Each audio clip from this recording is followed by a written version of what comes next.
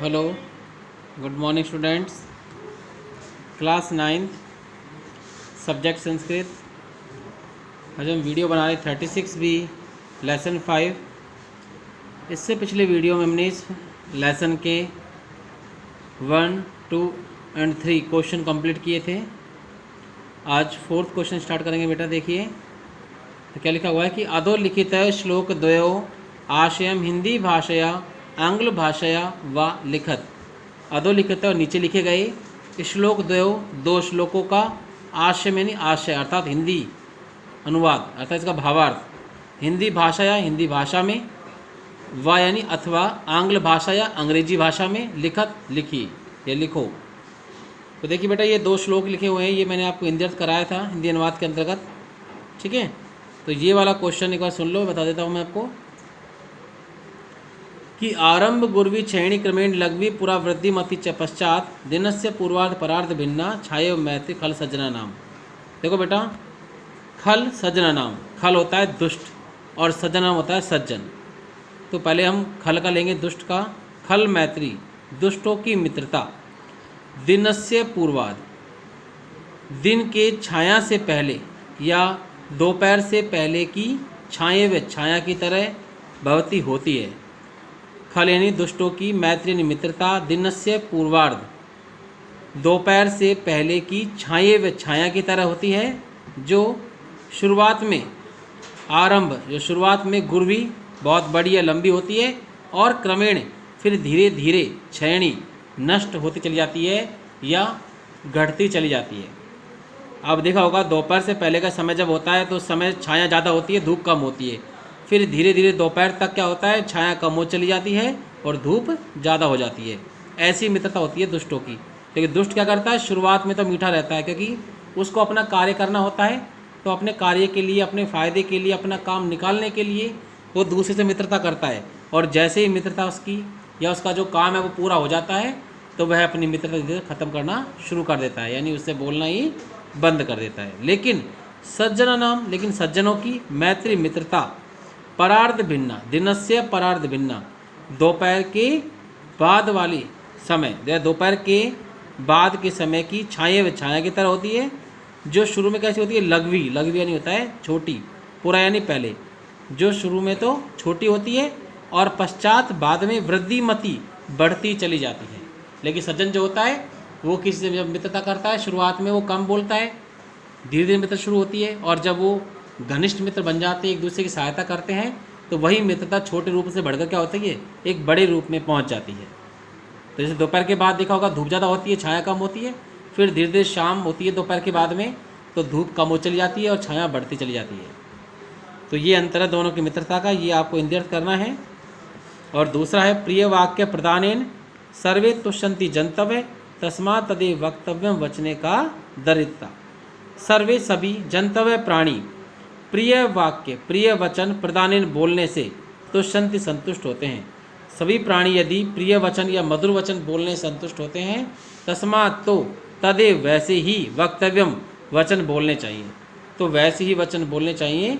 वचने का दरिद्रता, तो अन्य वचन यानी इन वचनों को का यानी बोलने में देतर यानी कमी क्यों, तो ऐसे वचनों को बोलने में कमी क्यों या कंजूसी क्यों।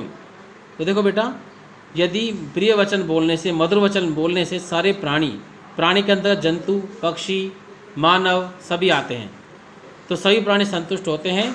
तो हमें ऐसे ही वचन बोलने चाहिए, इन वचनों को बोलने में कमी क्यों। तो आपको ये दोनों श्लोकों का हिंदी अर्थ जिसमें लिखा है ये आपको करना है होमवर्क कॉपी में। इसके बाद में क्वेश्चन नंबर 5 की बात करते हैं कि अधोलिखित पदेभ्य भिन्न प्रकृति पदम चित्वा लिखत। अधोलिखित पदेभ्य नीचे लिखे गए पदों से भिन्न प्रकृति यानी भिन्न स्वभाव वाले, अलग स्वभाव वाले पदम पद को चित्वा चुनकर लिखत यानी लिखो। यानी 3 एक जैसे और एक अलग हो तो वो छांटना है बेटा हमको। वक्तव्यम, कर्तव्यम, सर्वस्वम, हंतव्यम। अब देखिए वक्तव्यम, कर्तव्यम और हंतव्यम तीनों में तव्यत प्रत्यय जुड़ा है, लेकिन सर्वस्वम में तव्यत प्रत्यय नहीं है, इसलिए आंसर क्या आएगा, सर्वस्वम। अगला है यत्नेन, वचने, प्रिय वाक्य प्रदानेन, मरालेन। तो यत्नेन, प्रिय वाक्य प्रदानेन और मरालेन, इसमें तीनों में तृतीय विभक्ति है, जबकि वचने में सप्तमी विभक्ति है, इसलिए वचने अलग है, तो वचने आंसर हो गया। तीसरा है श्रूयताम, अवधार्यताम, धन्वताम, क्षम्यताम। देखो बेटा, श्रूयताम, अवधार्यताम और क्षम्यताम, इन तीनों के अंदर कर्तृत्व प्रत्यय प्रयोग किया जा रहा है यहाँ पर, और ये सभी धातुएं हैं मुख्य रूप से। लेकिन धन्वताम ये एक शब्द है, ये प्रयोग हो रहा है, धन्वताम इसमें आंसर हो गया। चौथा है जंतव्य, नद्य, विभूतय, परितय। देखो बेटा, जंतव्य प्राणी हो गया, नद्य नदियाँ, विभूति है ये हो गया संपत्तियाँ, और परितय एक अव्यय शब्द है, एक तरह से अव्यय शब्द इसका अर्थ होता है चारों ओर। तो यहाँ जंतव्य, नद्य और विभूति ये तीनों क्या है, शब्द रूप हैं, और ये प्रथम विभक्ति का बहुवचन है तीनों ही। जंतव्य जंतु का प्रथमा बहुवचन है, नद्य नदी शब्द का बहुवचन है, और विभूति विभूति का बहुवचन है। लेकिन परितय जो है ये एक अव्यय शब्द है, तो ये परितय यूज होता है, इसलिए बेटा इसको परितय ही लिखेंगे। तो ये 5th क्वेश्चन है, ये आपको CW में करना है।